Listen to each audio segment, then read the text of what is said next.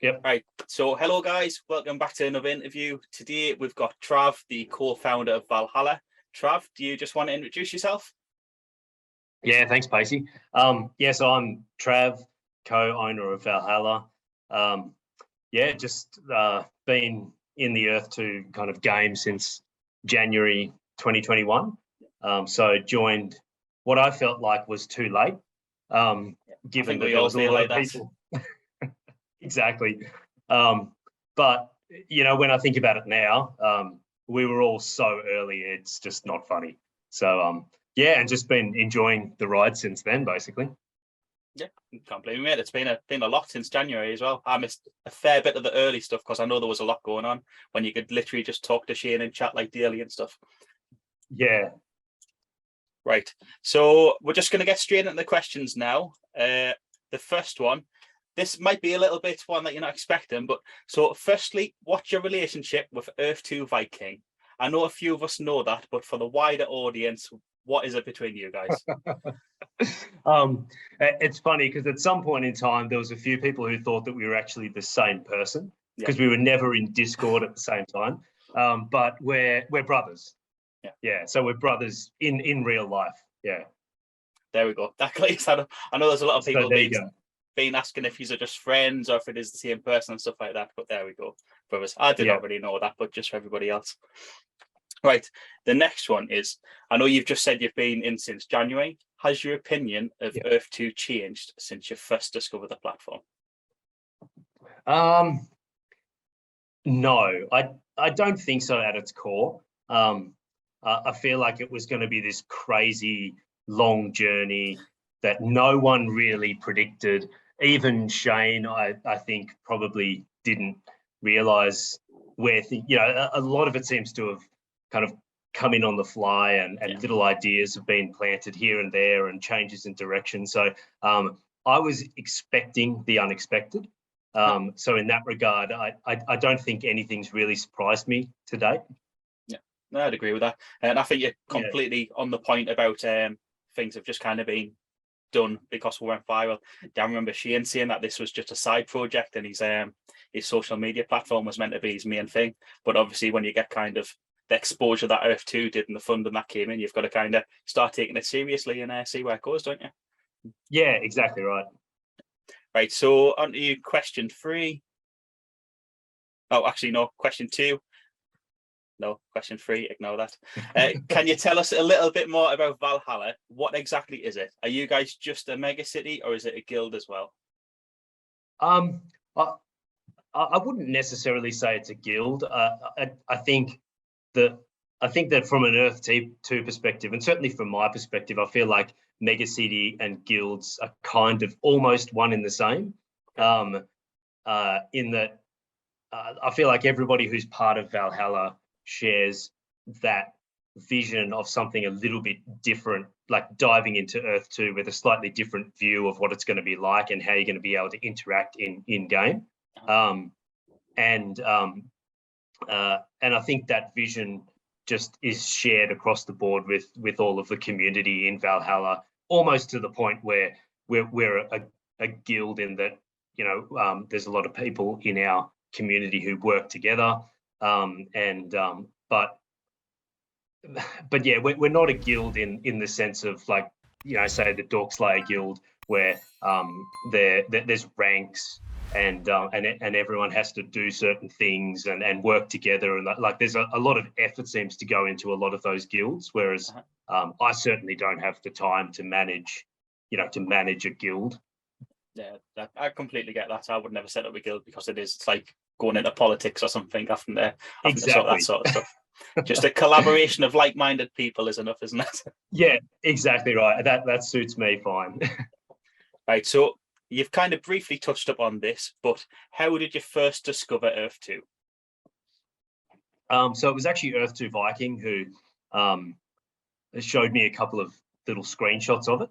Okay. This was in kind of mid-January, and I thought, what is that?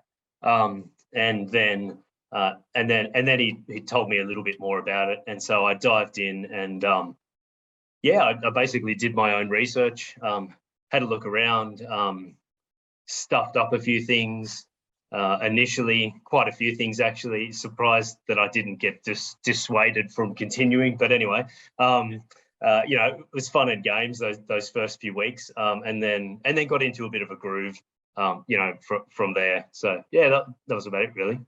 I think everything's always easier in hindsight, isn't it? I think there's loads of things we would all change if we could go back to those first moments of Earth 2. But we learn by doing. Exactly. Oh yeah, that's right. Yeah. Right. Next one. Are you involved in any other Web3 projects? And if so, do you want to tell us a little bit about those? Yeah. So I mean, initially it was just Earth 2, and then probably about maybe 2 or 3 months after Earth 2, and I think it was more that the whole Essence token discussions right at the very start started getting me interested in maybe what other platforms are out there, especially in the kind of the crypto Web3 world. So I started getting into Axie Infinity a little bit, because it just started getting a bit big at that point in time.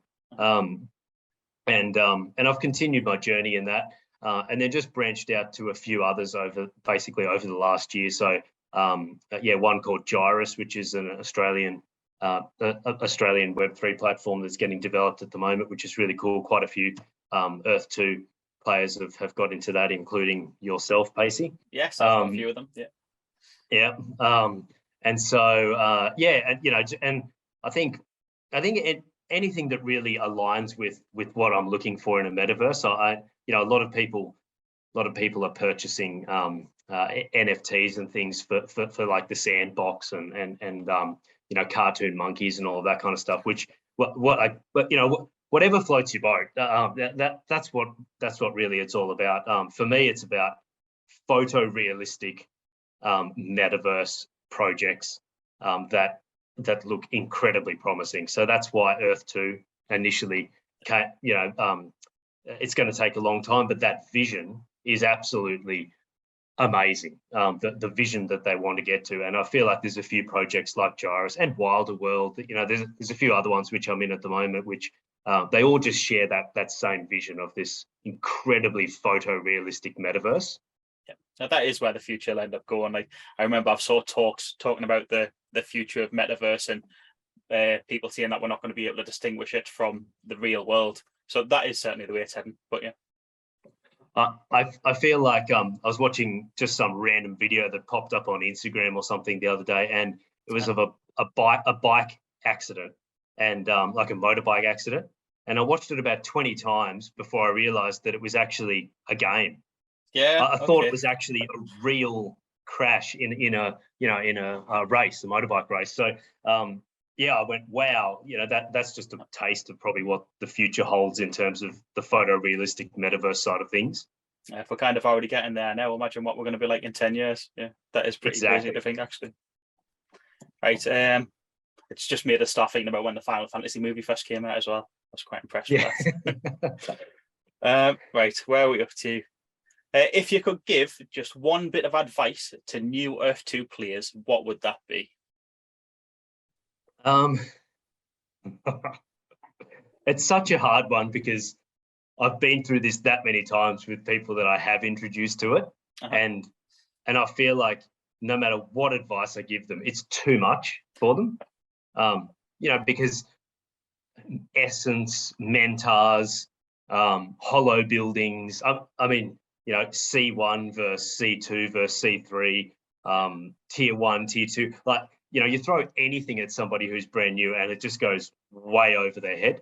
I would say probably would be to get a C1 property with some Essence locked into it at a discounted rate on the marketplace. Because I still feel like that's where the benefit is in Earth 2, having C1 properties. No one knows what that benefit is yet, but I'm sure there will be in some respect, with like enhanced resources, other things like that.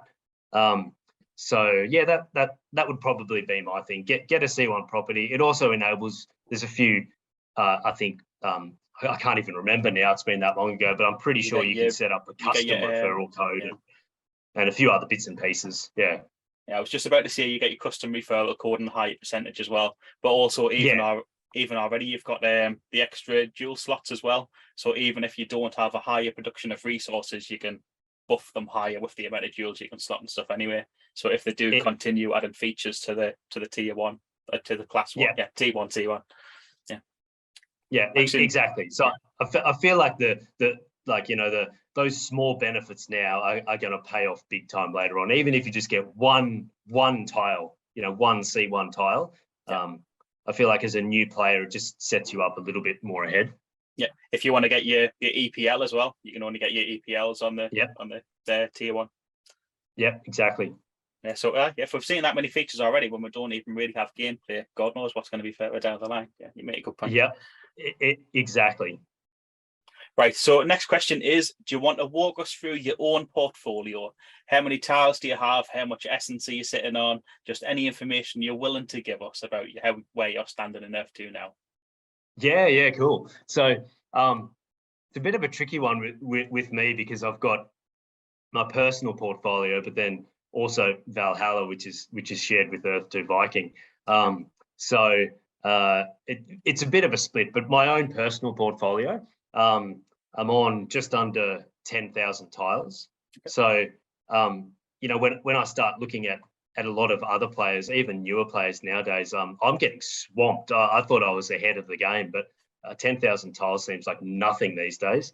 But yeah, just under 10,000 tiles, just over 20,000 essence. Pretty much slotted every property with a mixture of T1 and T3 jewels. But I've slotted everything at the moment, and then I'm just trying to slowly craft more and more T3 jewels and move the T1s out and the T3s in. I've got where is it? I'll have to open up E2 tools, thanks to Griffin and his awesome. That's a good shout out. It is an absolutely brilliant tool. If you guys haven't seen it yet, go to e2tools.com. You can put your own portfolio and it'll give you a breakdown of all the resources that you've got and stuff as well. Go check it out, guys, if you haven't already. I mean, there's some amazing other ones that are coming out for sure. But yeah, I think E2 Tools is just it's free and it's simple. But yeah, I've got about basically 50% of my portfolio is either class 1 and class 2. It's about 25% class 1, 33% class 2, and then 41% tier 2. At the moment, I've got heaps and heaps of oil from Valhalla, and also heaps of limestone too. You did really well for those two, didn't you? Yeah, that was an absolute gem. Not much gold, iron, or coal, but hardly any of those 3 resources, to be honest. So yeah. Did you guys use the blue dot map when you were picking a place for Valhalla, or did that come after you already chose the location? No, it actually came after we chose the location, because we chose the location very late, probably late January. Okay. So I don't even think resources had even been really talked about at that point in time. Yeah, that is super early. Yeah. No, that's fair enough. I always wondered that because you not struck gold, but you struck oil and limestone. And then I think I mean in terms of the rest of my portfolio, I suppose I started with just random properties, like just little islands and other bits and pieces, and then I started looking for interesting geological features, and then I'm also a bit of a space nerd as well. So I've been trying to go for like the European Space Agency headquarters and some of their deep space satellite, all of those tracking stations and those kinds of things. Cool. Just a bit of a mixture of stuff. Yeah. Things that have got a bit of an emotional attachment for you. That's kind of a good way, because you're going to want to hold on to those and do stuff with them as well, aren't you? Yeah, that's nice. Yeah, exactly. Yeah. I think that's why you see a lot of people paying like crazy money for the kind of the monuments and stuff like that, because they know people are kind of emotionally connected to them, and there's always going to be people wanting them and stuff. Yeah, exactly. When you were saying about your 10,000 tiles being tiny, well, not tiny, but you were saying people are getting way ahead of it. I think it's easy for us to get caught up in that. There's most people are way bigger than us and stuff when we've got our size portfolios, but I think it's just kind of the circles that the hardcore Earth 2 users are in. We see people like Mystic Green and Tech Ops and stuff like that with these huge portfolios, and just think that's kind of the norm. But I still think like your size portfolio is probably in the like the top 20% of Earth 2 players and stuff like that. I think the vast majority of people are like, they've just got a few tiles or a few hundred tiles or even just a couple of thousand tiles. I think you're definitely still up there. It's just easy to get caught up in there, being surrounded by the OGs and the kind of massive landholders and stuff. Yeah, exactly right. And a lot of those bigger players are consistently buying, like every land release, they're buying swathes of 750 tile plots consistently and ongoing. Whereas I'm just not that kind of player. I'm more of a quality over quantity. So I'm just trying to slowly amass as much C1 as I can in interesting and quality locations. That's fair. Just trying to do it that way. Yeah. I just don't have the money to throw Earth 2. Otherwise, I would be buying loads in every country. Like, we'll never do it. Yeah. That's my excuse anyway. Yeah. So, next question. In your opinion, what is the most undervalued or overlooked thing inside of Earth 2?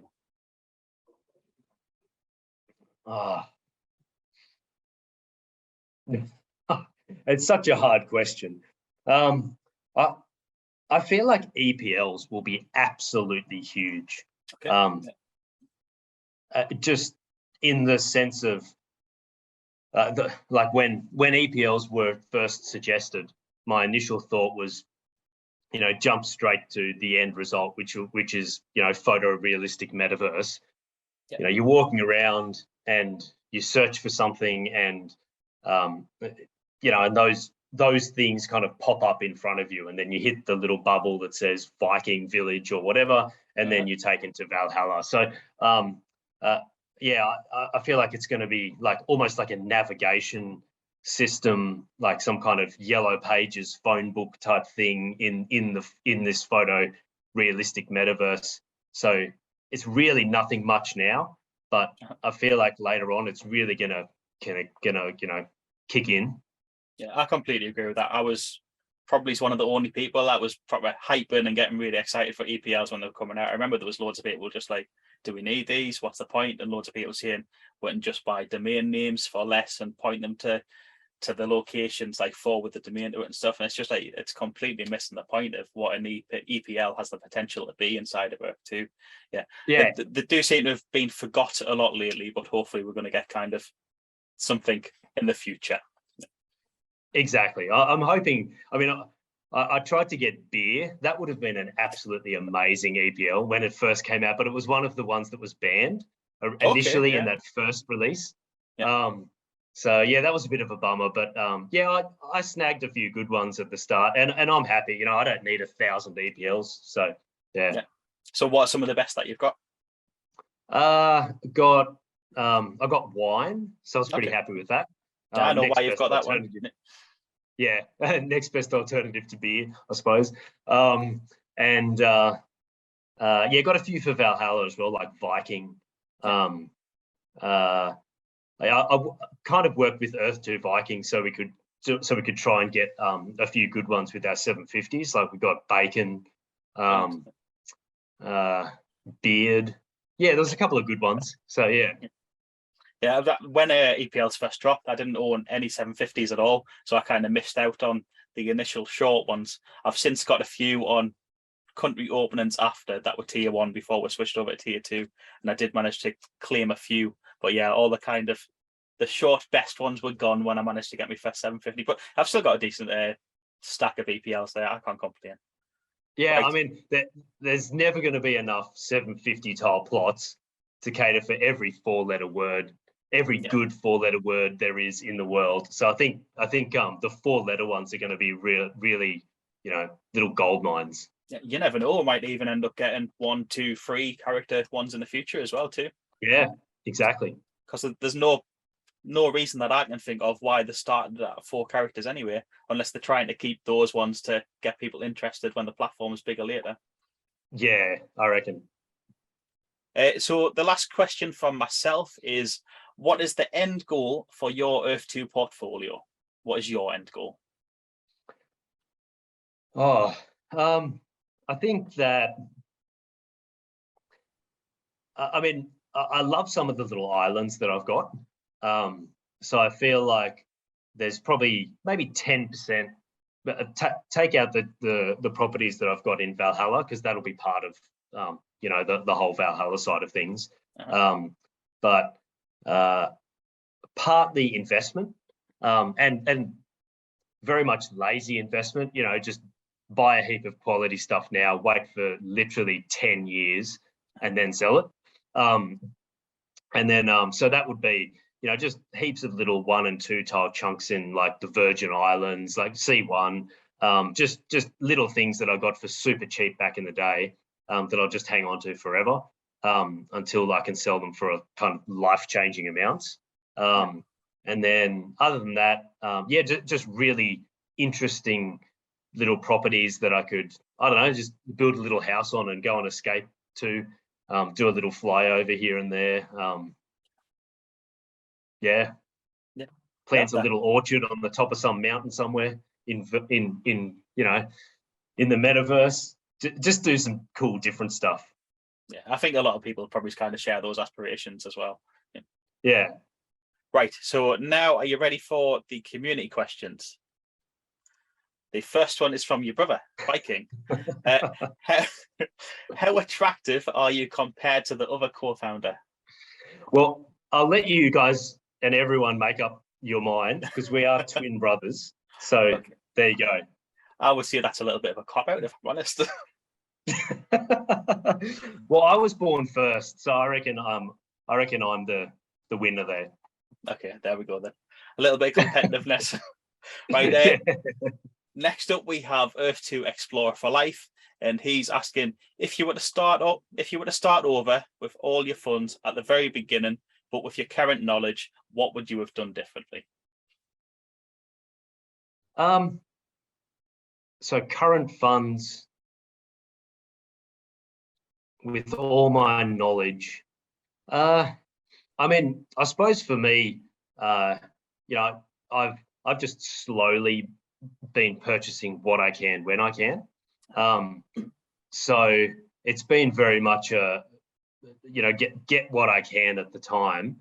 But to be honest, if I just had all the funds I'd spent on Earth 2 in one big chunk right at the start, I probably would have just gone absolutely mental on 750 C1s. Yeah. No, I get that. I'd probably do the same.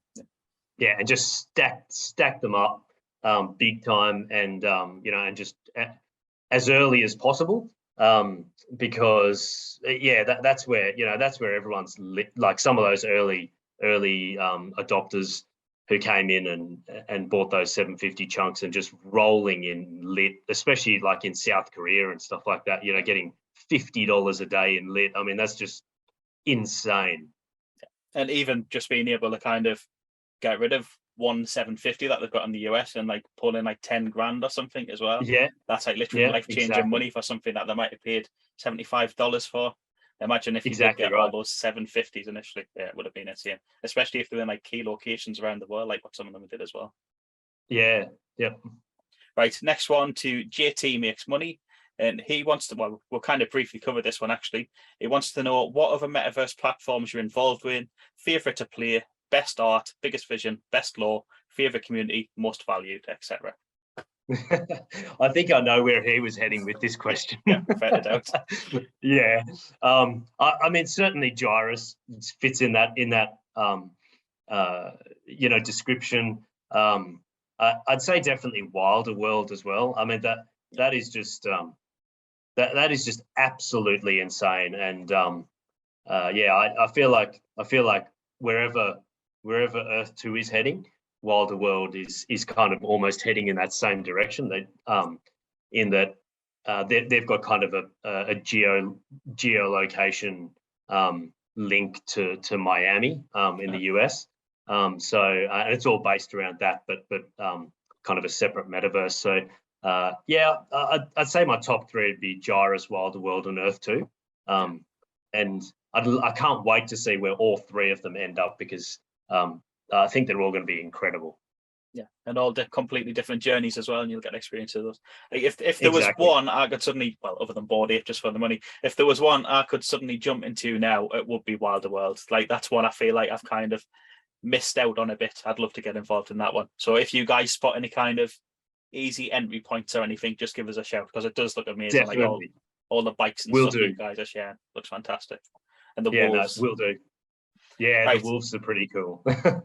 A second question from JT, and he is also asking if you could visit anywhere in the US, where would you go? I think I'd love to go to Alaska. Absolutely love to go there. Probably more the natural amazing locations. So the bubbling pools in Yellowstone and that kind of thing. Maybe the Grand Canyon. Just some of those real amazing tourist spots that are that Mother Nature generously gave us. Things that are going to give you memories for life. Those are the sort of things that you would never forget. Yeah, exactly. E2 Islands. Do you ever cook bacon in the nude? Some of these questions are absolutely amazing. I have never cooked bacon in the nude. Sorry. Yeah, you could end up with some nasty burns there. Oh yeah. Wise choice. Peck Holdens now. Do you have bacon infused bourbon in Valhalla? Yes, we will. Yeah, why not? We definitely will. Yeah. Right, now this one, I even asked him how to pronounce it and he didn't know. So hopefully you know what the word is. Hopefully you've seen the question. Will Mowers have equal property rights in Valhalla, or will you stick with the more traditional Viking governance? So my understanding, and I don't know how to pronounce it either, is that that's just a word for Viking women over the age of 20 or something similar. So I just feel like everybody is equal. Everybody should be equal in Valhalla. That's my stance on life in general. Just respect everyone, and have a good time. I completely agree. And to be honest, I doubt Earth 2 would even give you the tools to be able to do otherwise anyway. Yeah, exactly. Right, next one to Yena, and she's got 3 questions. The first one is, when entering Valhalla City, should an avatar wear Valhalla warrior clothing? Definitely. And Yena, I want to see you wearing like full Viking warrior gear. Yeah. Why not? It is Valhalla. You kind of got to play the part. Exactly. Right, question 2. It's a terrible story, but if you could only build modern buildings when it started, do you have plans to go get Shane's beard? Yes. Yes, I will shave Shane's beard off if we can only build futuristic, technical, complex buildings in a Viking village. Yeah. I would want that to be made into some sort of movie documentary of you guys tracking Shane down to get the Viking vengeance on his beard. Yeah. Right. Question 3. What are you looking forward to most in Valhalla? I think just achieving the initial vision which we had when we first came up with the idea. I mean, at that time, end of January and Earth 2, there was very little to go with except for what their grand vision was. It was just, here's a few tiles on a map that you can buy, and our end product is photorealistic metaverse. Like, there was really nothing in the middle. So, we've seen that roadmap slowly evolve and change over the last year and a half, ups and downs and all sorts of things. So, but we didn't have any of that back at the time. So when we created Valhalla, it was really just seeing a lot of the megacity projects at the time really latch onto this idea of like futuristic cities with glowing neon buildings and flying cars and all sorts of other stuff, which was awesome. I mean, there's some absolutely epic megacities out there, but there was no one doing really old school epic stuff. And we thought, we just thought, how cool would it be being able to jump into this metaverse and walk through a legitimately authentic Viking village, walk into the beer hall, play music around the fire, fight, farm, build boats, whatever you want to do, but just, have that real authentic Viking feel to it. No, I think the theme is brilliant, and as you see, it's kind of completely different. And who wouldn't want to go be a Viking for at least a couple of days or something? Exactly. Exactly. Right. Next, we on to Ferris, and there's two questions from Ferris. He's asking why you chose kind of just covered this one actually. Why did you choose the Nordic culture as the core for the megacity, and why Kinatai for the settlement? Okay. Yeah. So I mean, the Viking thing was very much what I just mentioned before, but it's also just something that Earth 2 Viking and I just have shared for most of our lives. Just this love of that, of just everything, that whole culture, the look, the music. It's just such an amazing kind of moment, I guess, in in history. And so, and just so very different to a lot of other cultures, at the time and around the world. So, so that was one of the main reasons for that. And then what was the second question again? Why? Well, this is part of the same question actually. There's another one after. Sorry if I butchered the pronunciation, but why Kintai for the settlement? Oh yeah, okay, cool. So it was a bit of a tricky one. So when we decided to go with Valhalla, we needed to find a place. So the whole of the earth was available basically at the time, but we wanted somewhere that was close to the traditional Viking culture. So somewhere in Scandinavia, kind of. But we were looking at Norway and Sweden, and the tile price in those countries, even at the time, was I think $1 something. Okay. So it just wasn't going to be sustainable to try and set up a megacity in a country with a tile price that was already in the dollar range. So we just scouted around. So the entire Baltic Sea, we just scouted around looking for different countries, and then finally we found Lithuania. I can't even remember at the time how much it was, but I think it was in the 30 cents or 30 or 40 cents at the time. And it was on this great little peninsula. And we just thought, this looks like the perfect spot to have a nice little Viking village. And little being, the ultimate word there, because we honestly at the time, we thought, let's create a little authentic Viking village. We didn't even call it a megacity at the time. It was a Viking village. And then we just set up a few little roads, and we thought we'll just let this little thing grow organically, and maybe we might get a small amount of people in 6 months' time. And then you guys have pretty much filled the land area that you've got down there now, haven't you? Yeah. It's done awesome. It's crazy. They've done very well. Right, this is the second question from Ferris. He's asking, what do you expect from sycophants and other NPCs in Earth 2? Cool. So my understanding of sycophants is basically just that they will be like a little NPC, like an in-game little person or people or something like that. Yep. Is that your understanding as well, Pacey? Yeah, we're kind of like basically our workforce is how I see it. Yeah. Okay, cool. I mean, it's a bit tricky because we really don't even know what it's going to look like, I suppose, besides from some of the videos with the vlog, the videos with the the buildings and things like that. But I feel like it might be a little bit like Drone. when they introduce drone, it sounds like there'll be these little droids, which might be outtakes of drones, where like smaller versions or something, which you can program to patrol the perimeter of your properties and keep out people who are trying to steal your resources and things like that. So I feel like maybe, and then it looks like vehicles and things may be able to be used in a similar way, where you can program them to go along infrastructure and maybe collect resources and things like that. So I feel like the sycophants and the NPCs and things will just be an extension of that, where you can program a little in-game workforce to go and do certain things for you. Yeah, completely. Yeah, that's exactly my understanding as well. They just have to be dressed in Viking gear. That's all.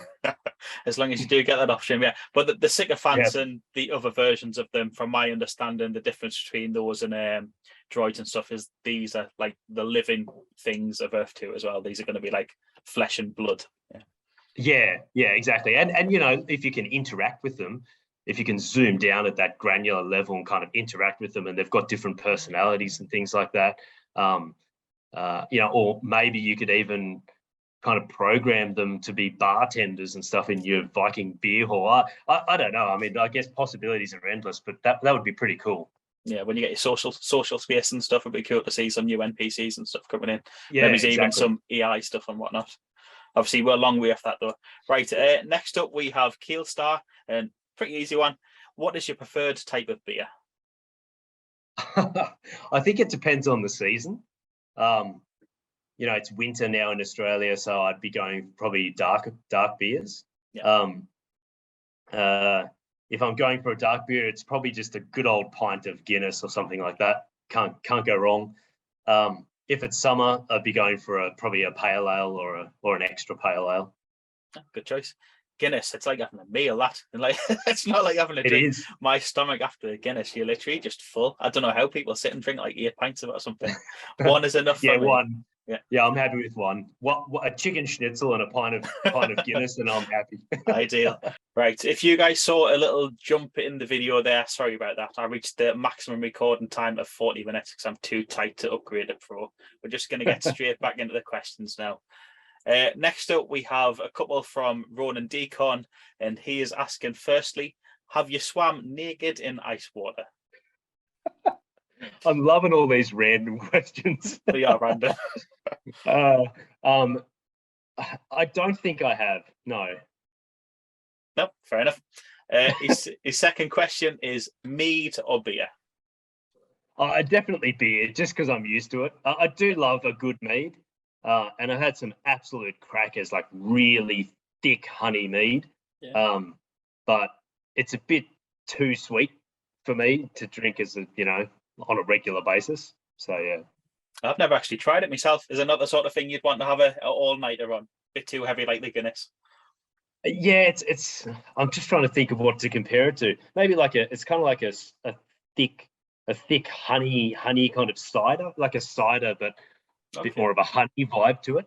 Yeah, that's fair. Yeah, it's good, but yeah, I think I just prefer beer. I think that's the same, to be honest. Yeah. Next up, we've got Hinksy, and he is asking, what is your long-term strategy in regards to gameplay and in regards to financial aims? I think we kind of briefly covered those as well, actually. Yeah, we kind of did. I'd certainly love to, love to move into the kind of land manager type role, and see some player contracts or scholarships or whatever you want to call them come into play. Certainly, one of the things that I've learnt with with being in Axie Infinity is kind of managing a team of scholars, and having them use your assets, and then it kind of works for everyone. So I love the idea of having the ability to get somebody in to manage some properties, and then they might get a little bit of essence or a little bit of that resource, and then they can use that for whatever they want to. And you can essentially just have a workforce of people who are kind of working for you, and kind of everyone benefits from it. Because I totally agree with Shane. It's going to be absolutely crazy and very complicated once the entire ecosystem starts to roll out, and you've got all these different things that you could become masters in, and skilling up, and those kinds of things, it's going to be almost impossible to be kind of a master of everything. You're going to have to choose your few paths that you want to absolutely 100% skill up in, and then then work with a lot of other players to reach the max potential. Yeah, I'd agree. I mean, they've even kind of defined the player types in the draft paper as well anyway. So the E2 definitely has a vision of players going different routes and stuff like that. Yeah, exactly. I think even without the kind of all the extra things like drone and stuff like that, just managing the portfolios that we've got. I mean, I know there's not a lot to do now other than slot and duels, but even that's a task. But once you've got kind of, you can build on them, you can gather the resources, you've got the transportation going between all of them and stuff. Like those of us that have got thousands of properties, imagine trying to kind of orchestrate all that in one go. Well, literally, we would have to have those contracts in place for people to do it. Otherwise, it would be more than a full-time job. Exactly. And I don't mind doing it full-time if if the returns are good enough. Yeah. But I can't see them being that way for quite a while. Unless you're an absolute whale and you came in right at the very start. Yeah, I'd completely agree with that as well. Yeah. Right. Next up, we have resin. Just another random one. What's your favorite ice cream? I'm going to be really, really boring here and say chocolate. That's not boring. Chocolate's quite a good one. I thought you were going to say vanilla when you said boring. Oh no, I just chocolate's my go-to. I mean, I've had some absolutely amazing ice creams. There's actually a brand of ice cream in Australia called Valhalla. Interestingly, brilliant. and they do some amazing. But there's a licorice one. There's an apple crumble, chai tea, cinnamon. But chocolate, you just can't go past chocolate. No, I'd agree. That's my favorite as well. I always go for the chocolate when I'm like a ice cream parlor or something like that. Looking forward to sharing a chocolate ice cream with you soon, Pacey. Well, hopefully it's not literally sharing. I'd like my own, thank you. Well, yes, yeah, exactly. Right, next up we have E2 analyst, and he's asking to show your horned helmet if you have one. I don't, but I do have a cool Viking mug. So there, cheers. Yeah, there you go. Stick your mead in there and then switch to beer after. Do you not have one of the branded ones, like what you got Meta? The helmet? Or the mug? The mug, yeah. Oh, the mug. No, I don't actually. We got some very early on in the piece. There was I don't know if you remember him actually, but Dom from E2 listing. Yeah. So he was a massive help for us when we initially got Valhalla up and going. He featured us quite a bit on his Twitch stream back in the day. I mean, that he actually got me very much into E2. I mean, E2 Viking got me in initially, but watching Dom and just getting involved and excited by his enthusiasm and everything, and we did actually make some kind of Valhalla merch initially with him, but he kind of dropped off the radar a bit, unfortunately, and I never got a chance to score any of it. That's fair enough. Did he sell? Am I remembering correctly that he sold up his portfolio to put a deposit on a house or something like that? Was that why? That's right. He was gonna. I think he proposed to his girlfriend, and he was going to buy a house, and he had some big plans, and I think Earth 2 was just taking it a little bit too much of his time. Unfortunately, he's still got quite a lot of property in Valhalla, and some of the kind of founding chunks. He still owns, so I'd love to see him back in the game. Yeah, it'd be pretty cool. Fingers crossed when Earth 2 gets more popular, like he's gonna, because you could kind of tell that he was getting a bit disheartened when the numbers of viewers were going down and there wasn't as much E2 content and stuff. You kind of, for those of us regular viewers, you kind of slowly saw him getting a bit kind of disengaged by it or something. It was sad to see, to be honest. Yeah, I can't say I was surprised when he did stop streaming and stuff, but it was a shame because, as you say, it was a great show. It'd be nice to have I agree. Me too. It was it was unfortunate actually for a few. There was Dom and even Earth 2 Meta. He kind of dropped off, and I mean I can totally understand. E1 takes priority.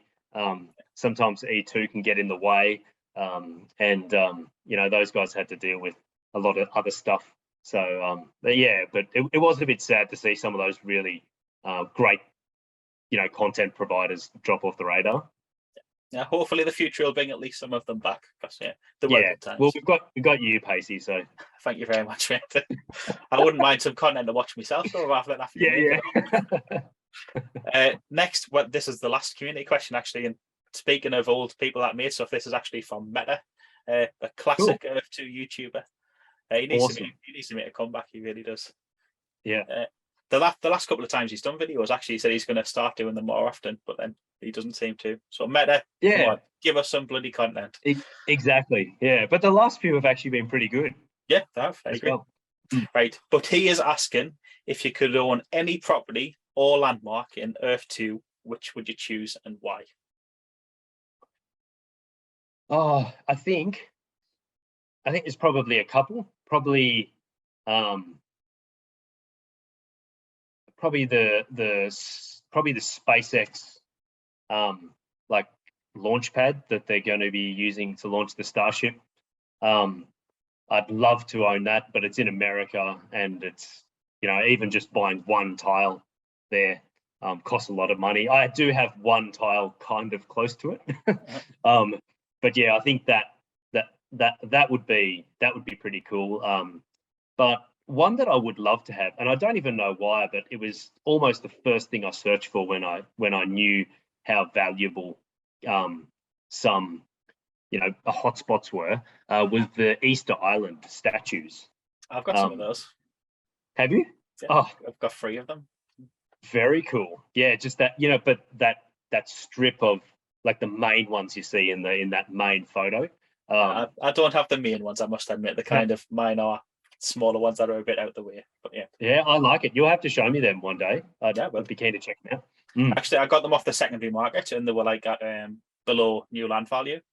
I used to always go through the market, and I'd have a look at each property and switch to map view and see if there was anything interesting beneath them. And it just popped up on map view, and I was like, "Oh, so yeah, good score." And I've just held them. Nice. I've scored a few like that as well. Like little like historical monuments in Norway, and a couple of other things that I didn't even know existed. But when you search for it, they're actually quite popular landmarks. And if you can score, if they've still got essence, and you can score them significantly below land value, then, and it's C1, then awesome. Yeah, I got that even before essence existed, to be honest. I've got a pyramid as well, but it's not one of the well-known ones. It's what's called a layer pyramid, and it's basically the top's off and you've only got like a slight peak, but it's nice to I think I've got about 70-80% of it. Yeah, it's nice to just be able to have it. Yeah, that's awesome. Just came across that on the marketplace as well. I think that was slightly above, but not major. I think I paid like $10 for it or something like that. Yeah, I was amazed when I found that. That's one of my favorite ones I've held on to now. Those little scores are quality when you get them. It's nice to see you talking about something, a place that you're passionate about as well. Like the one you just said ties into your love of space and stuff, doesn't it? Rather than you just thinking, oh, I want the most valuable one that's on the map or something like that. Yeah, exactly. Yeah. It was nice to see you want one like that. That's it though. That's literally all the questions from the community and all the questions from myself. Do you have anything you would like to talk about or go over before we finish? Oh, no, I don't think so. Not off the top of my head. Yeah.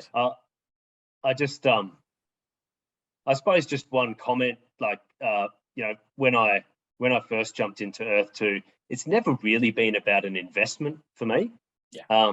So the investment side of it is really just an extra added bonus, if things really blow up and I can sell stuff. So honestly, I think I've sold 2 properties mainly the entire time I've had my portfolio.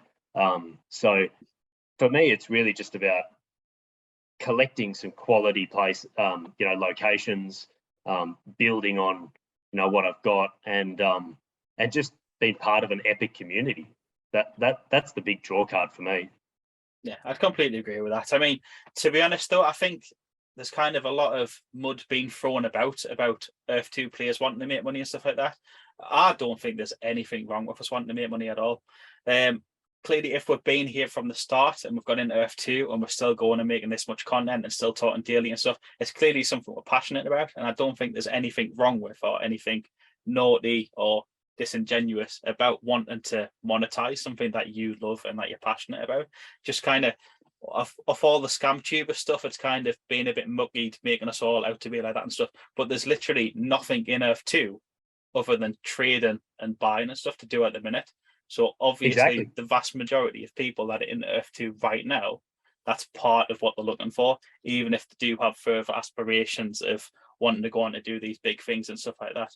If you were just in it for that, like most people would kind of wait until we got the big things there. I don't think there's anything wrong with being a founder member, enjoying it, being completely enjoying everything that we're doing, but wanting some return from it as well. Yeah. Oh, yeah, absolutely. And that'll come at some point in time, I think, for all of us. I mean, there's some people who obviously have the time and the expertise as well to do some really solid trading in the platform. And hats off to I just don't have that time, unfortunately, to be scouring markets constantly and building tools to do those kinds of things. So I'm just doing what I can, I suppose, which is collecting property and being part of the community. So I'd agree. I would love to do the kind of property trading myself, but it's not that I don't have the time. I just don't think I've got the skill set. I don't have the sort of brain that recognizes market patterns and what's doing well, what's going on. Yeah, and keeping track of it as well. I think that would be the hardest thing, making sure that I bought this thing 3 months ago. I want to make sure that I sell it for X amount more, 3 months down the line. That'd be the tricky part. Yeah, I think it takes a special kind of brain or a special kind of person to be able to do that sort of thing. And that's why we've seen a small percentage of players doing that sort of thing, although some of them that have done it have done very well from it. Oh, yeah, absolutely. Yeah, and hats off to them. I mean, it's amazing. Yeah. Yeah. Right, so is that it? Are you good? Right. I'm good. If you guys want any more information about Trav or Valhalla, I will drop links to Twitter and their Discord and stuff like that, all in the description below. Trav, thank you very much for being my guest mate. It's been an absolute pleasure. Guys, as always, thanks for watching. Don't forget to like and subscribe, and have an amazing day. Peace out, guys. Awesome.